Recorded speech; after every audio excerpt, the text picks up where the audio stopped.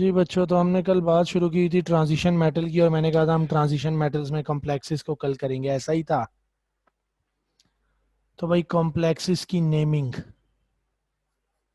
लेकिन कॉम्प्लेक्सेस की नेमिंग से पहले थोड़ा सा हमें कॉम्प्लेक्स के बारे में पता भी होना चाहिए कि कॉम्प्लेक्स होता क्या है। भाई मैं रिएक्शन करवाता हूँ अमोनिया का,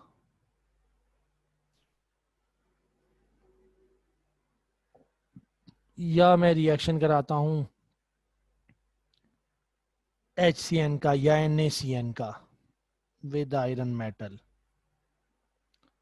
बनता है FeNH3 6, या फिर यहां से बनता है FeCN 6। ये जो बनने वाला आयन है, सर पेज नीचे कर दो। किधर गया हुआ है भाई ये जो बनने वाला आयन है, ठीक है, -4,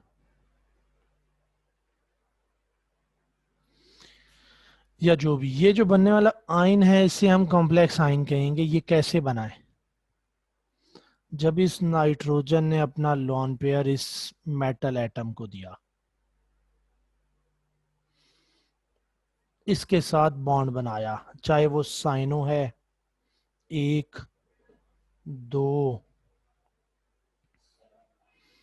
3 4 5 6, ये शेप है, ये एक प्लेन पे है, ये अबव और बिलो है, ये आयन बना है, ये कोऑर्डिनेशन कंपाउंड बना है जिसमें ये 6 कोऑर्डिनेट कोवेलेंट बॉन्ड है साइनाइड आयन और आयरन के दरमियान। अब यहाँ पे हुआ क्या है, इस नाइट्रोजन ने अपना लोन पेयर डोनेट किया, यहाँ CN नेगेटिव ने पेयर ऑफ इलेक्ट्रॉन डोनेट किया आयरन को। जिसने पेयर ऑफ इलेक्ट्रॉन दिया, ये एक लेविस बेस है। जिसने पेयर ऑफ इलेक्ट्रॉन एक्सेप्ट किया, ये एक लेविस एसिड है। हमें मालूम है lone pair receptor is Lewis acid, lone pair donor is a Lewis base. बनने वाला बॉन्ड कोऑर्डिनेट कोवेलेंट बॉन्ड होता है। लेविस एसिड बेस रिएक्शन से जो बॉन्ड बनेगा वो कोऑर्डिनेट कोवेलेंट बॉन्ड होगा। अब यहाँ पे अगर ये 6 CN नेगेटिव इस आयरन को 6 पेयर ऑफ इलेक्ट्रॉन देके 6 कोऑर्डिनेट कोवेलेंट बॉन्ड बनाते हैं, बनने वाला आयन एक कॉम्प्लेक्स आयन है। तो a complex is formed by Lewis acid base reaction of electron donor with transition metal. Transition metal क्यों? क्योंकि इस ट्रांजिशन मेटल के पास partially filled D sub shell है जिसमें खाली जगह हैं। ये डी शेल इलेक्ट्रॉन के पेयर को अकोमोडेट कर सकते हैं, ये पार्शली फिल्ड डी ऑर्बिटल्स।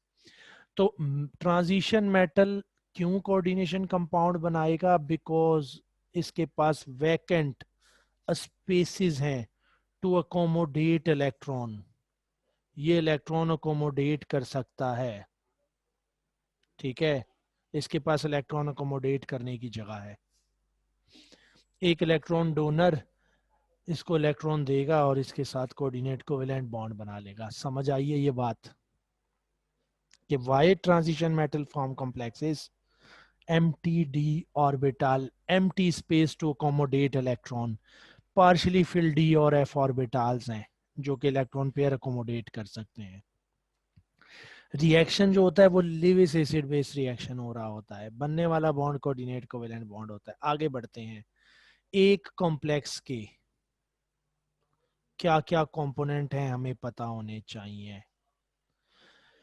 एक कॉम्प्लेक्स में कोई सिंपल एनाइन या सिंपल कैटाइन होगा, एक सिंपल एनाइन होगा या एक सिंपल कैटाइन होगा। वो कैटाइन भी हो सकता है, एनाइन भी हो सकता है। अगर मैं K4FeCN6 लिखता हूं और मैं CONH3 6Cl3 लिखता हूं, तो दोनों केसेस उलट हैं। इसमें सिंपल कैटाइन कॉम्प्लेक्स एनाइन है, एनाइन है। यहाँ complex A9 simple, complex cation simple A9 है। यहाँ सिंपल कैटाइन, यहाँ simple A9, complex A9, complex cation है, दोनों हो सकते हैं। ठीक है, अब जो कॉम्प्लेक्स होगा ये तो सिंपल कैटाइन या एनाइन हो गया, ये जो स्क्वायर ब्रैकेट है इसे कहते हैं कोऑर्डिनेशन स्फीयर। इसके अंदर जो जो चीजें हैं ये कोऑर्डिनेशन स्फीयर में है, इन्होंने कोऑर्डिनेट कोवेलेंट बॉन्ड बनाया हुआ है। ठीक है, इससे बाहर इसका कोऑर्डिनेट कोवेलेंट बॉन्ड से कोई ताल्लुक नहीं है।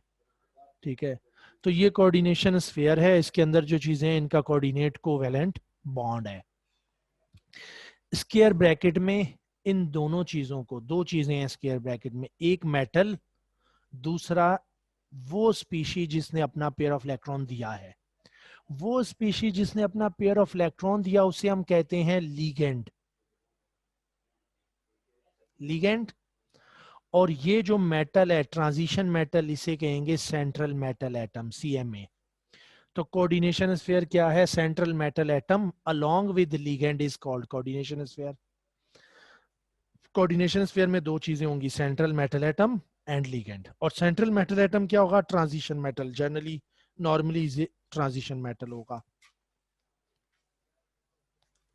अब लीगेंड दो तरह के होंगे, बल्कि लीगेंड तीन तरह के हो सकते हैं। लीगेंड पॉजिटिव भी हो सकता है, लीगेंड नेगेटिव भी हो सकता है, लीगेंड न्यूट्रल भी हो सकता है। ठीक है, लिगेंड पॉजिटिव भी हो सकता है, नेगेटिव भी हो सकता है और न्यूट्रल भी हो सकता है। ठीक है, अगर लिगेंड नेगेटिव होगा तो जब भी हम उसका नाम लिखेंगे एंड विद ओ पे एंड करेंगे। ठीक है, एंड किस पे करेंगे? ओ पे। Cl नेगेटिव, Cn नेगेटिव, आई नेगेटिव, क्लोरो, साइनो, आइडो। हेलो, हाँ जी। हाँ, तो क्या बात हो रही थी? Cl negative, chloro, Cn negative, cyano, I negative, iodo. ठीक है, नेगेटिव लिगेंड। न्यूट्रल लिगेंड का नाम हम एज इट इज लिखेंगे, एमीन। अमोनिया को एमीन लिखेंगे, वाटर को लिखेंगे एक्वा। बाकी न्यूट्रल लिगेंड कोई भी आ जाए जो उसका नाम होगा वो एज इट इज लिखा जाएगा। ठीक है, पॉजिटिव लिगेंड की एग्जांपल में हमारे पास ये है, इसे हाइड्राजीनियम कहेंगे। ठीक है, ये क्या है? हाइड्राजीनियम। अच्छा, लिगेंड हमारे पास उसके बाद दो तरह के होंगे, बल्कि दो से ज्यादा टाइप के होंगे। लिगेंड के हमारे पास डिफरेंट टाइप होंगी। ऐसा लिगेंड जो एक पेयर ऑफ इलेक्ट्रॉन डोनेट करेगा ये मोनोडेंटेट होगा। ऐसा लिगेंड जो दो पेयर ऑफ इलेक्ट्रॉन डोनेट कर सकता है वो बाइडेंटेट होता है। Bidentate ligand. जो तीन पेयर ऑफ इलेक्ट्रॉन देगा उसे हम ट्राइडेंटेट लिगेंड कहेंगे।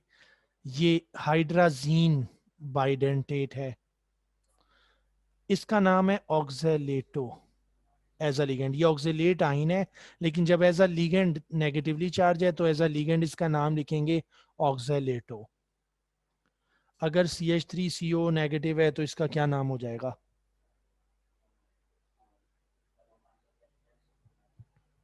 एसीटो।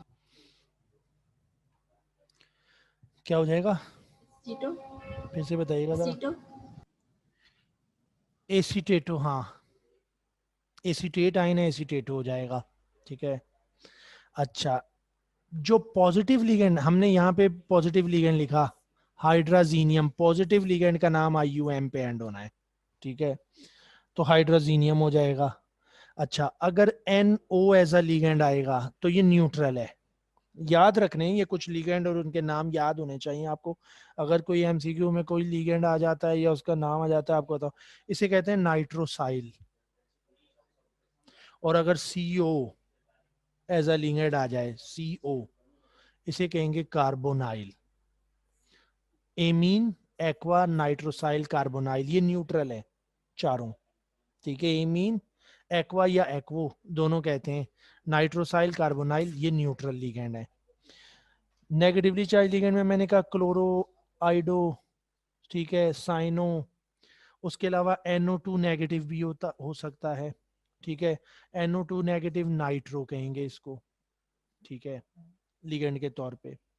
इसी तरह पॉजिटिव लिगेंड में मैंने कहा हाइड्रोजीनियम NO2 पॉजिटिव भी तो हो सकता है, NO2 पॉजिटिव आयन होता है, अगर ये एज अ लिगेंड आएगा ये हो जाएगा नाइट्रोनियम, क्या हो जाएगा, नाइट्रोनियम। और अगर NO पॉजिटिव आएगा तो नाइट्रोसोनियम, नाइट्रोसो कहेंगे NO पॉजिटिव को, तो नाइट्रोसोनियम। ये इन लिगेंड्स के नाम है जो आपको पता होना चाहिए। लिगेंड्स की तादाद जितनी होगी, उससे पहले जैसे ऑर्गेनिक में प्रीफिक्स ऐड करते थे डाई, ट्राई, टेट्रा, वो प्रीफिक्स ऐड करेंगे, ठीक है, क्या ऐड करेंगे, डाई, ट्राई, टेट्रा। अगर लिगेंड बाइडेंटेट हुआ तो फिर डाई के बजाय बिस, ट्राई के बजाय ट्रिस, और टेट्रा के बजाय टेट्राकिस वर्ड यूज करते हैं अगर लिगेंड बाइडेंटेट होता है। बाइडेंटेट को डाई ऑक्सिलेटो नहीं कहेंगे, बिस ऑक्सिलेटो कहेंगे, ठीक है। अगर 3 बाइडेंटेट लिगेंड है तो ट्रिस कहेंगे उसको, ना कि ट्राई कहेंगे, ठीक है। अच्छा, बाइडेंटेट लिगेंड की कुछ एग्जाम्पल आपको पता होनी चाहिए, हमने 2 एग्जाम्पल की बात की, ठीक है।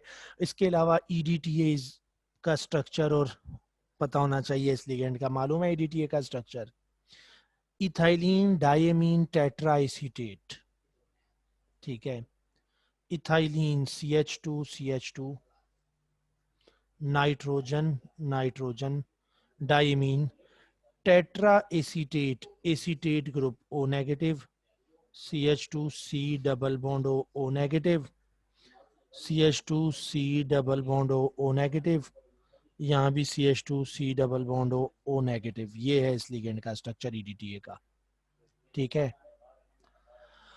EDTA कितने डेंटेट लिगेंड है? EDTA is a ligand monodentate, tetradentate, hexadentate, bidentate. क्या ऑप्शन चूज करेंगे?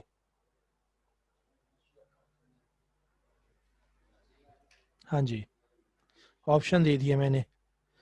EDTA is a dash dentate ligand. Tetradentate sir. मैंने ऑप्शन दे दिया आपको, tetradentate, bidentate, monodentate, hexadentate. EDTA is hexadentate ligand. एक डोनर इलेक्ट्रॉन पेयर, दूसरा, तीसरा, चौथा, नाइट्रोजन का लोन पेयर पांचवा, इस नाइट्रोजन का लोन पेयर छठा, ये 6 पेयर ऑफ इलेक्ट्रॉन डोनेट करता है, ठीक है। तो कैसा लिगेंड है? याद रखना है, हेक्साडेंटेट लिगेंड है, ठीक है। EDTA कैसा लिगेंड है? एक हेक्साडेंटेट लिगेंड है। क्लियर हो गई बात यहां तक? ये थी लिगेंड्स की बातें।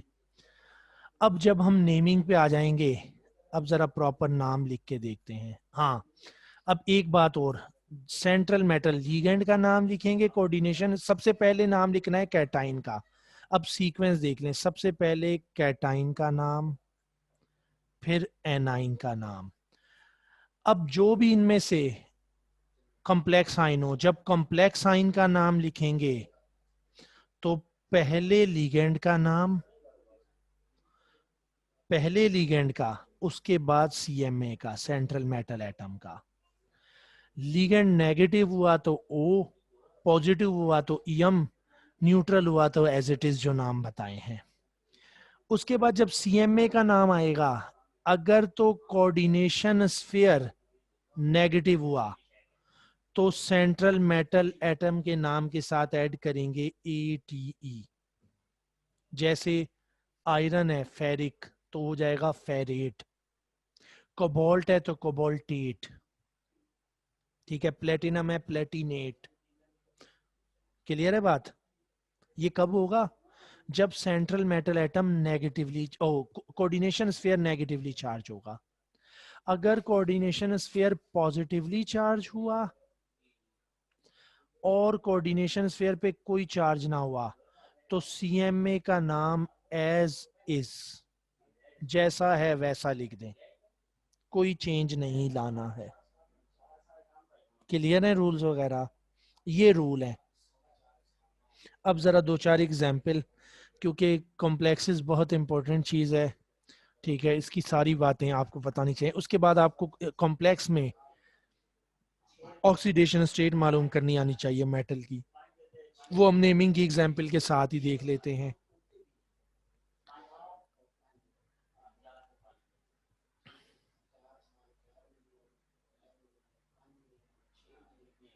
दो कॉम्प्लेक्स लिखे हैं मैंने, K4FeCN6, K3FeCN6। नाम लिखता हूं। अच्छा, नाम के आखिर में सबसे आखिर में स्क्वायर ब्रैकेट के अंदर ऑक्सीडेशन स्टेट ऑफ CMA लिखेंगे।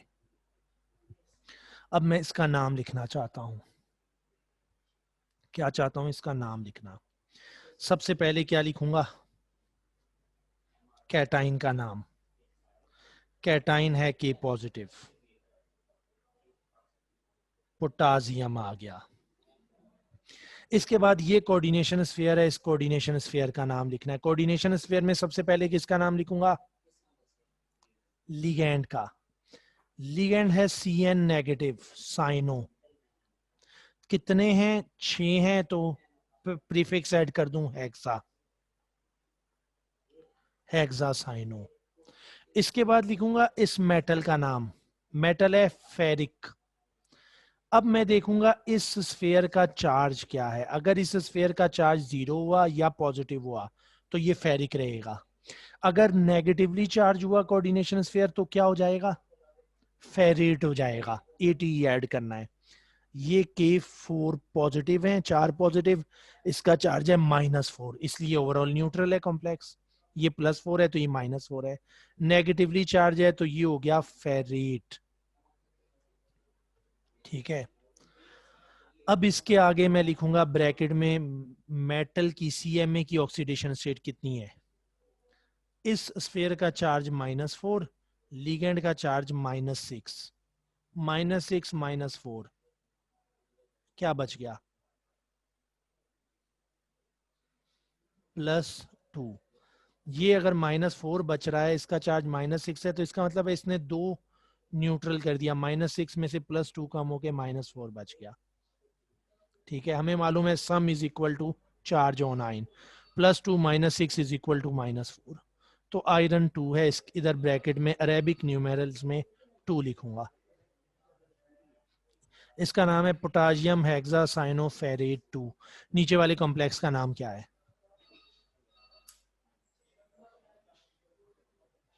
हाँ भाई बच्चों, क्या हो जाएगा जो नीचे कॉम्प्लेक्स है?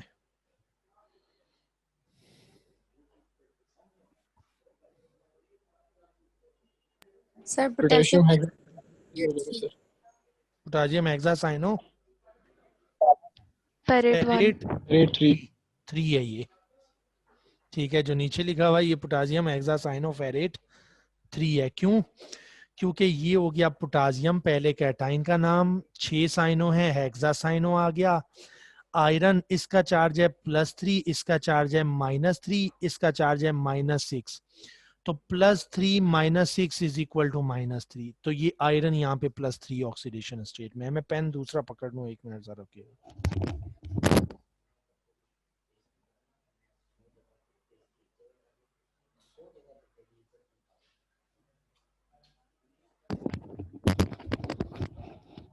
ठीक है, ये क्या हो गया? पोटासियम हेक्सासाइनोफेरेट 3 हो जाएगा। 5-10 एग्जाम्पल देख लेते हैं, क्योंकि अगर कहीं कोई नेम आ जाए कॉम्प्लेक्स का, स्ट्रक्चर दिया हो, 4 नाम ऑप्शन में दिए हो, आप चूज कर सकें। ठीक है, या नाम दिया हो, 4 स्ट्रक्चर नीचे दिए हुए हो कॉम्प्लेक्सेस के, तो भी आप चूज कर सकें कि ये कौन सा कॉम्प्लेक्स है इसमें से। ठीक है, उसके अलावा अगर कोई लिगेंड का नाम दिया हो तो आप उसका स्ट्रक्चर नीचे ऑप्शन में चूज करें। अगर स्ट्रक्चर दिया है तो उसका नाम। अगर लिगेंड का नाम दिया, आपको पता होना चाहिए ये न्यूट्रल है, एनाइनिक है या कैटाइनिक लिगेंड है, ये कौन सी टाइप का लिगेंड है। ठीक है, उसके बाद आपको पता होना चाहिए लिगेंड मोनोडेंटेट है, बाइडेंटेट है, ट्राइडेंटेट है, टेट्राडेंटेट है। ठीक है, आपको ये पता होना चाहिए। तो जरा एक और एग्जाम्पल देख लेते हैं।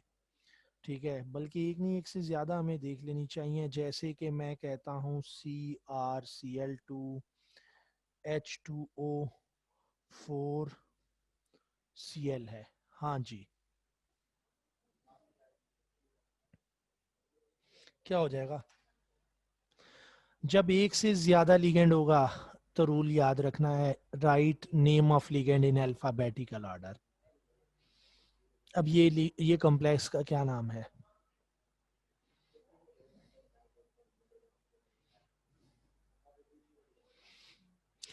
ये भी एमसीक्यू बन सकता है कि what is the oxidation state of chromium in this compound. मैं इसका नाम बता देता हूँ, दिस इज अ फ्ला फ्ला फ्ला, ये कॉम्प्लेक्स है। What is the oxidation state of chromium in this, इसमें क्रोमियम की ऑक्सीडेशन स्टेट क्या है, तो वो भी आपको पता होना चाहिए। भाई क्या हो जाएगा, बोलेंगे या मैं ही बोल लूँ खुद ही? चले मैं ही बोल देता हूँ।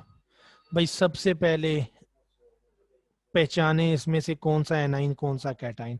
पहले कैटाइन का नाम, ये है -1, ये है +1, तो ये कॉम्प्लेक्स कैटाइन है, पहले इसका नाम लिखना है। कॉम्प्लेक्स कैटाइन में पहले लिगेंड का नाम लिखना है। दो लिगेंड है, एक Cl एक वाटर। ये A से शुरू होता है, ये C से शुरू होता है, तो पहले ये आएगा टेट्रा एक्वा, 4 वाटर हैं। अब ये Cl नेगेटिव क्लोरो हो गया, क्लोरो। टेट्रा एक्वा 2 हैं, sorry die chloro, die chloro आएगा, टेट्रा एक्वा डाई क्लोरो। ठीक है, इसके बाद मेटल का नाम आना है। अब ये पॉजिटिव है, क्या करूं मेटल के नाम का? यहाँ पे मेटल रहेगा क्रोमियम, कोई चेंज नहीं आएगा, पॉजिटिव और 0 पे कोई चेंज नहीं, नेगेटिव पे ATE ऐड करना है। ऑक्सीडेशन स्टेट मेटल की बता दें मुझे।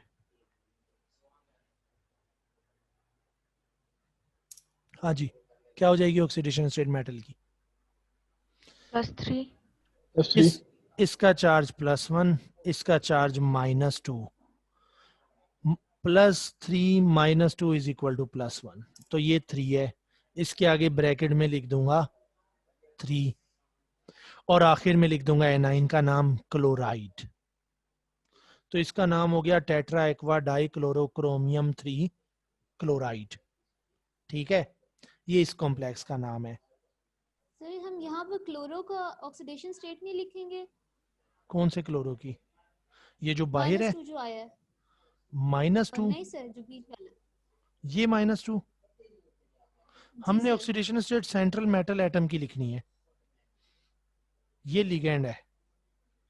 ठीक है, हमने इसको सिर्फ स्क्वायर ब्रैकेट इसलिए नहीं लगाया क्योंकि Cl मुकम्मल एक ही एटम है, यहाँ H2O है, तो हम स्क्वायर ब्रैकेट के बाहर 4 लिख रहे हैं, क्योंकि अगर यहाँ 4 लगा दूंगा वो 4 हो जाएगा। तो ये लिगेंड है, ये सेंट्रल मेटल एटम का हिस्सा तो नहीं है। हम ऑक्सीडेशन स्टेट मेटल एटम के आगे मेटल एटम की सिर्फ लिखते हैं, और हमें मालूम है ग्रुप 7 की तो होती है हमेशा -1 है। चलें एक और, कुछ कुछ एग्जाम्पल करते रहना चाहिए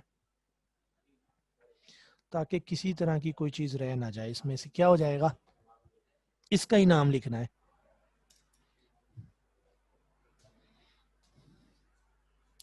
बहुत आसान है। Hexa cobalt 2। हाँ, हेक्सा एक्वा 6 वाटर हैं, कोबाल्ट पॉजिटिवली चार्ज है तो कोबाल्ट।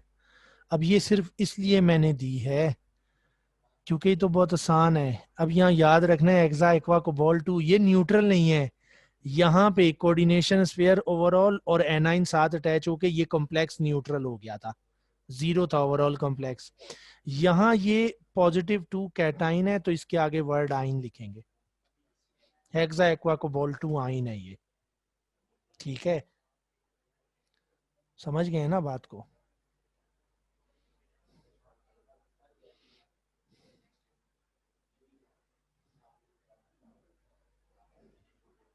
इसका भी नाम बता दें, सादी सादी चीजें ज्यादा इंटरेस्टिंग होती हैं, ज्यादा अहम होती हैं।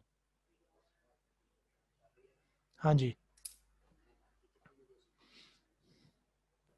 निकल कोबाल्ट 0 होगा सर इसका। क्या होगा? Nickel cobalt 0। ये वर्ल्ड नहीं है यार, ये लिगेंड है, कार्बोनाइल। अभी मैंने पीछे हाँ बताया कार्बन CO इज कार्बोनाइल, तो जी, ये वो सी वो कार्बोनाइल मुझे है। थोड़ा सा वो हो गया था कंफ्यूजन। ठीक है, कार्बन हाँ जी, 0। और मैं यहाँ कार्बोनेट 0 हो 4 जाएगा। डाल देता हूँ, अब बता दें। टेट्रा कार्बोनेट 0 टेट्राकार्बोनाइल हो जाएगा। निकल। टेट्रा कार्बोनाइल निकल और 0। 0। ठीक है, क्योंकि यहाँ भी 0, लिगेंड भी न्यूट्रल, तो इसका मतलब है निकल भी 0। 4 कार्बोनाइल है, टेट्रा कार्बोनाइल, निकल 0 है ये। ठीक है, अब इसके साथ मैं आइन नहीं लिखूंगा क्योंकि ये ओवरऑल कोऑर्डिनेशन स्फीयर पे चार्ज 0 है। अगर कोऑर्डिनेशन स्फीयर पे पॉजिटिव या नेगेटिव चार्ज है और उसके साथ बाहर कोई चीज अटैच नहीं है, ना कैटाइन ना एनाइन, तो हम उसके साथ वर्ड आइन ऐड करेंगे। अगर ऐसा नहीं होगा तो हम ऐड नहीं करेंगे। और एक अच्छी सी मुश्किल example,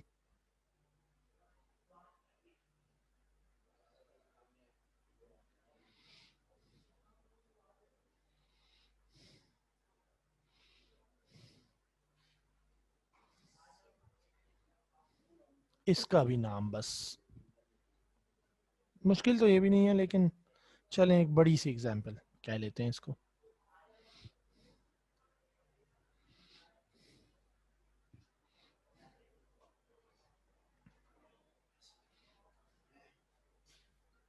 टेट्रामाइन chloro nitro platinum 4 sulphate.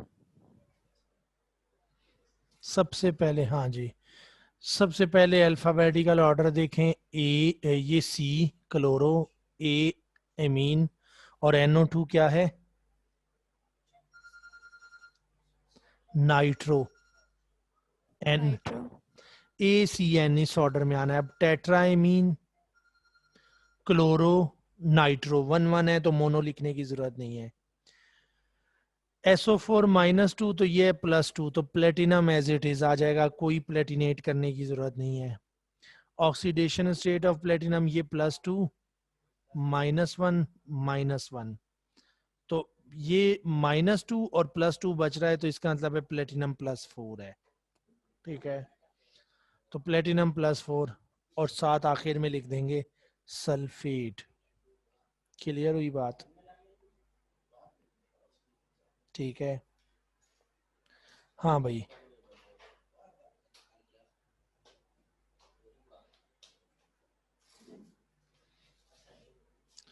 अब बात करते हैं ज्योमेट्री ऑफ कॉम्प्लेक्सेस की। भाई कॉम्प्लेक्स की ज्योमेट्री कैसी होगी किसी भी? सर जी, ये सर ये जो आपने नाइट्रोनियम आयन लिखवाया है, इसका फॉर्मूला NO2 पॉजिटिव है।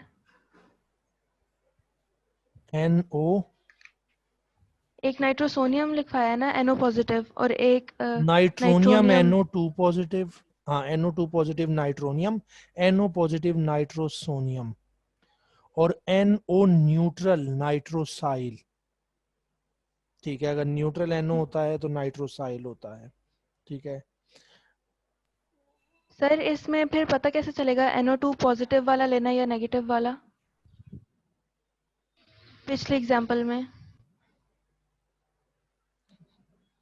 एग्जाम्पल दोबारा ले आते हैं, कहाँ पे गई? एक मिनट, एक मिनट, कौन सा स्ट्रक्चर था ये? हमें कैसे पता चलेगा कि ये NO2 नेगेटिव है? जी सर। या NO2 पॉजिटिव है?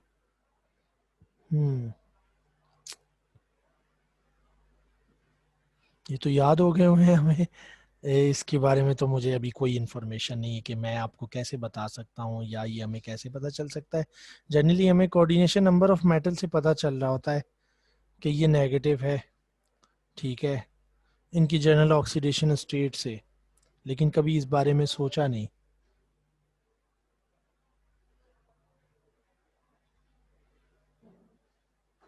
मैं इसको देखूंगा। और इसका कोई हल निकालूंगा, आपको बताऊंगा। यकीनन पहली मर्तबा ये सवाल भी पहली मर्तबा किसी ने पूछा है और कभी इस तरह सोचा भी नहीं, क्योंकि हमें देखते ही कॉम्प्लेक्स उसके कोऑर्डिनेशन नंबर से पता होता है ये इसका चार्ज है और ये वो है। ठीक है, तो मैं इसका कोई Yes, हल sir. देखने की कोशिश करूंगा जरूर। ठीक है, ओके सर, थैंक क्योंकि यू। बहुत सी चीज़ें हमारे लिए भी नहीं होती हैं, जैसे ये मेरे लिए आज नई बात सामने आ गई कि कैसे पता चलेगा। ठीक है, अगर आपको कहीं पता चले कोई हल तो मुझे बताइएगा। अच्छा, कॉम्प्लेक्स की ज्योमेट्री कैसी होगी? It depend upon hybridisation. हम हाइब्रिडाइजेशन देख के बता सकेंगे ज्योमेट्री को। ठीक है, अब हाइब्रिडाइजेशन कैसी होगी? ठीक है, ये हमें कैसे पता चलेगा? ये हमें पता चलेगा जनरली मेटल की इलेक्ट्रॉनिक कॉन्फ़िगरेशन से। ठीक है, और मेटल की ऑक्सीडेशन स्टेट से। अगर हाइब्रिडाइजेशन किसी कॉम्प्लेक्स की sp3 होती है तो उसकी ज्योमेट्री होती है टेट्राहेड्रल। ठीक है, कैसी ज्योमेट्री होती है? टेट्राहेड्रल ज्योमेट्री होती है। और अगर हाइब्रिडाइजेशन dsp2 होती है, यहां पे भी 4 एटम अटैच होंगे, तो उसकी ज्योमेट्री स्क्वायर प्लेनर होती है। अब हमें कैसे पता चलेगा कॉम्प्लेक्स की ज्योमेट्री sp3 है या dsp2 है? ठीक है, जैसे कि मैं लिखता हूं, मेरे पास है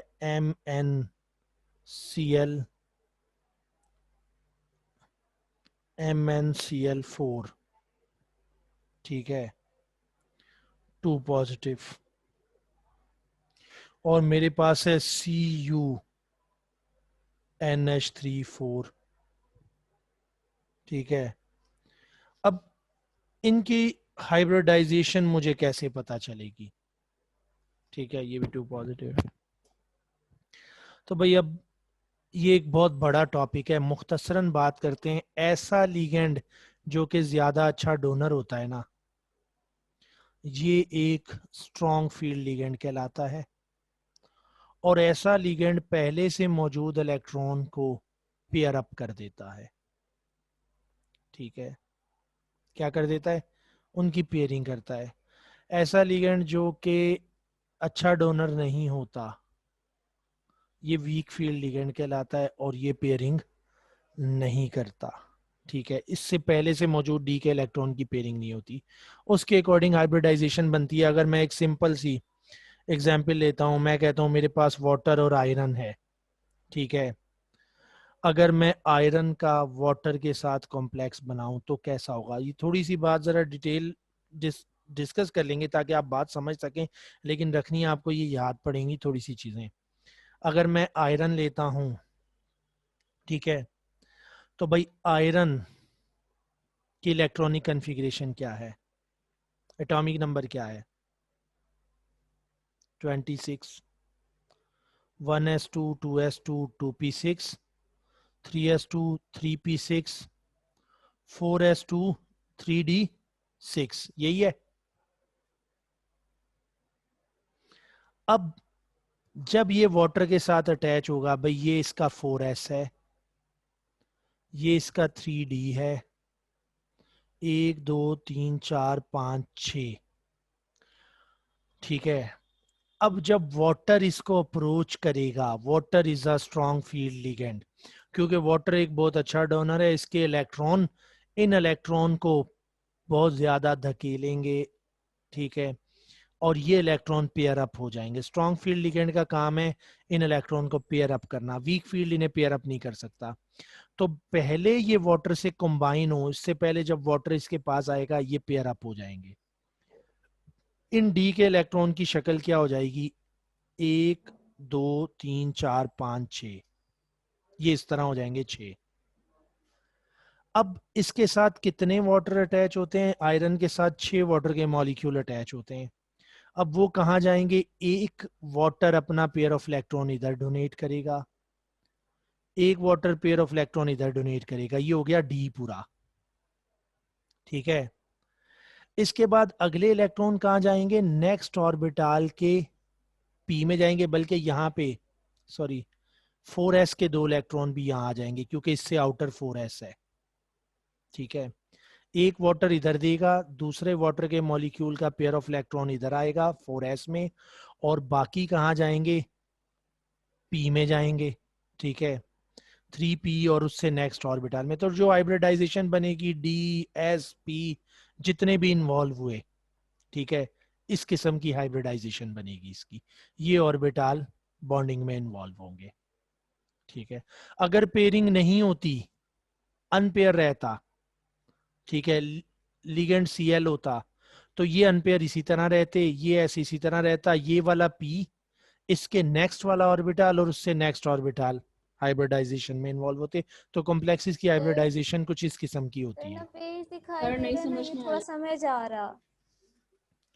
अच्छा, चलें एक और एग्जाम्पल लेते हैं, कोई अच्छी आसान एग्जाम्पल से इस बात को समझते हैं, क्योंकि ये एक मुश्किल चीज़ है, ये आपके कोर्स से हट के एक चीज़ है, लेकिन इन्होंने जस्ट एक इंट्रोडक्शन डाल दिया हुआ है कि 4 एग्जाम्पल दे दी, उधर कॉम्प्लेक्सेस की शेप और उसका जिक्र कर दिया हुआ है कि भाई बच्चों को कॉम्प्लेक्सेस की शेप पता होनी चाहिए। ठीक है, हालांकि कोऑर्डिनेशन कंपाउंड्स की हाइब्रिडाइजेशन बिल्कुल मुख्तलिफ होती है किसके मुकाबले में, आम नॉर्मल कंपाउंड्स के। ठीक है भाई, जैसे मैं एक एग्जांपल ले लेता हूं, मेरे पास COF6 है, -3 है, नजर आ रहा है। ठीक है, अब अगर मैं इसकी हाइब्रिडाइजेशन देखना चाहता हूं कि ये इस कॉम्प्लेक्स की हाइब्रिडाइजेशन क्या है, असल में मैं इसकी शेप चाहता हूं कि इसकी शेप कैसी होगी, मैं इसकी सारी प्रॉपर्टीज देखना चाहता हूं, तो मुझे इसकी हाइब्रिडाइजेशन सबसे पहले देखनी होगी। इसकी हाइब्रिडाइजेशन क्या है, इसकी इलेक्ट्रॉनिक कन्फिग्रेशन कैसी है इस कॉम्प्लेक्स में, ठीक है, इसमें अनपेयर्ड इलेक्ट्रॉन है या नहीं है, मैं ये सारी चीजें देखूंगा, मुझे इसकी प्रॉपर्टीज पता चलेंगी। ठीक है, तो यहाँ पे सबसे पहली चीज है, मैं देखूंगा कोबाल्ट का ऑक्सीडेशन नंबर क्या है, -6 -3, ये +3 में है। कोबाल्ट +3 की कन्फिग्रेशन क्या होगी, 27 इलेक्ट्रॉन होते हैं, तो कन्फिग्रेशन क्या हो जाएगी, हाँ जी, न्यूट्रल कोबाल्ट में 27 है, 1s2 2s2 2p6 3s2 3p6 4s2 3d7, ये न्यूट्रल हो गया। +3 में क्या हो जाएगा, s के 2 चले गए, d का 1 चला गया, कन्फिग्रेशन हो गई 4s0 3d6, ये हो गई। ठीक है, अब मैं जरा इसको लिख लेता हूं भाई, 3d इनर है, 1 2 3 4 5 6 ये आगे, उसके बाद है 4s खाली पड़ा हुआ है, उसके बाद है 4p खाली है, उसके बाद आगे 4d भी मौजूद है, मैं वैसे खाली लिख दिए हैं। कितने फ्लोराइड आइन इसके साथ अटैच है,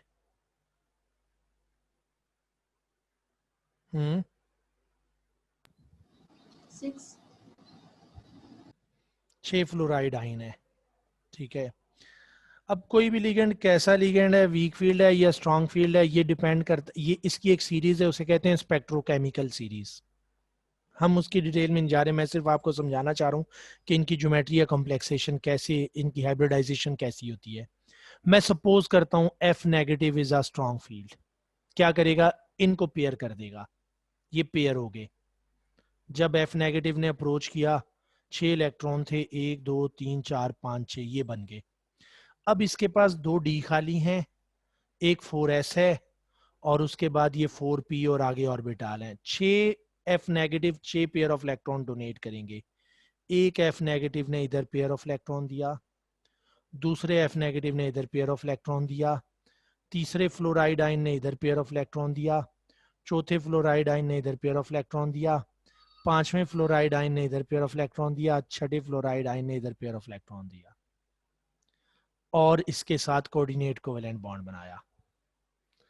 अब ये D2, ये एक S और ये 3p, ठीक है, बॉन्डिंग में इन्वॉल्व हुए। मैं कहूंगा हाइब्रिडाइजेशन इज DsP3। कैसी हाइब्रिडाइजेशन है, इस कॉम्प्लेक्स की हाइब्रिडाइजेशन DsP3 होगी, और जब हाइब्रिडाइजेशन DsP3 होगी, ठीक है, कैसी हाइब्रिडाइजेशन होगी? DsP3 हाइब्रिडाइजेशन होगी कॉम्प्लेक्स की, ठीक है। तो उसकी जो ज्योमेट्री होती है, ठीक है, वो कैसी होती है? हमारे पास जनरली ये पिरामिडल, ट्राइगोनल, ठीक है, या स्क्वायर प्लेनर, और उसके ऊपर एक और एक नीचे की तरफ ऑक्टाहेड्रल कॉम्प्लेक्स बनेगा। 6 लिगेंड होंगे तो ऑक्टाहेड्रल, अगर 5 लिगेंड होंगे तो हमारे पास जो कॉम्प्लेक्स बनेगा वो ट्राइगोनल बाइपिरामिडल बनेगा।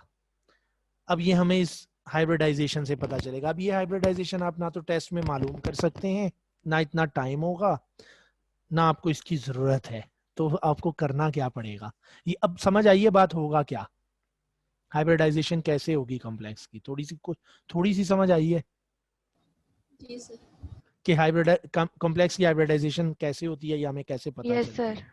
ठीक है, ये हो रहा होता है कॉम्प्लेक्स में। अब सम टाइम लिगेंड ऐसा होता है जो इसे पेयर नहीं करता, वो डायरेक्ट यहाँ शेयर करेगा, और जब यहाँ शेयर करेगा हम कहेंगे आउटर डी कॉम्प्लेक्स बना है, क्योंकि ये एस, ये पी और ये वाला डी ऑर्बिटल इन्वॉल्व होगा।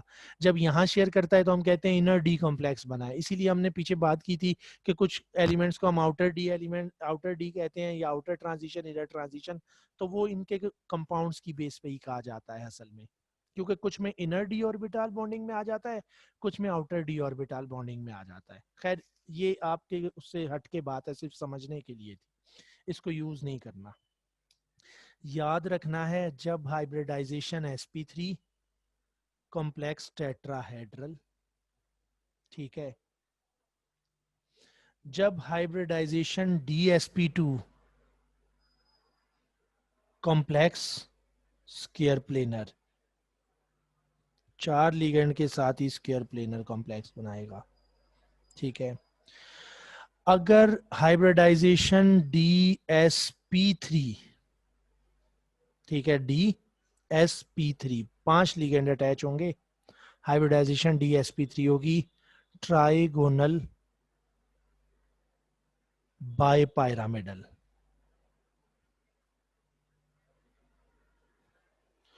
और जब भी हाइब्रिडाइजेशन sp3d2 या d2sp3, ठीक है, तो कॉम्प्लेक्स ऑक्टाहेड्रल,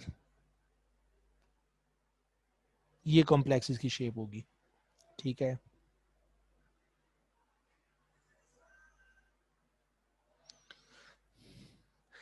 अब यहां पे हमें दो बातें पता चली हैं,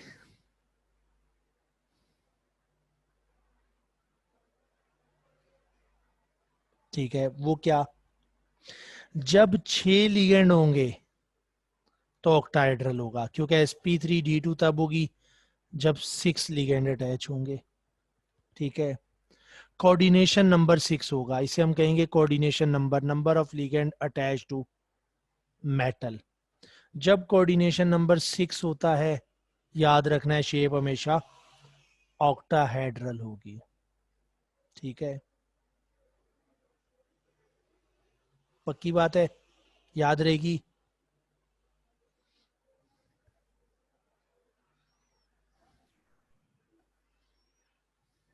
ठीक है, सर ये कंफ्यूजन हो रही है। क्या? सर पीछे जो हमने वो किया, डिस्कस किया अभी, कोबाल्ट और वो फ्लोरीन वाली, सर उसमें 6 लिगेंड लगे हुए थे ना, लेकिन उसकी जो हाइब्रिडाइजेशन थी वो DsP3 बनी थी।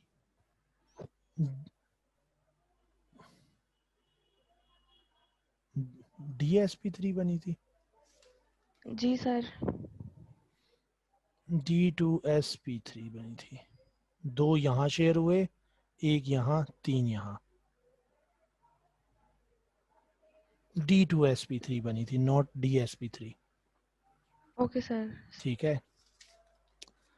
जब कोऑर्डिनेशन नंबर 6 होगा, यहां कोऑर्डिनेशन नंबर 6 है, 6 लिगेंड अटैच हैं, मोनोडेंटेट होंगे तो 6 अटैच होंगे, ठीक है, बाइडेंटेट होंगे तो 3 होंगे, ठीक है।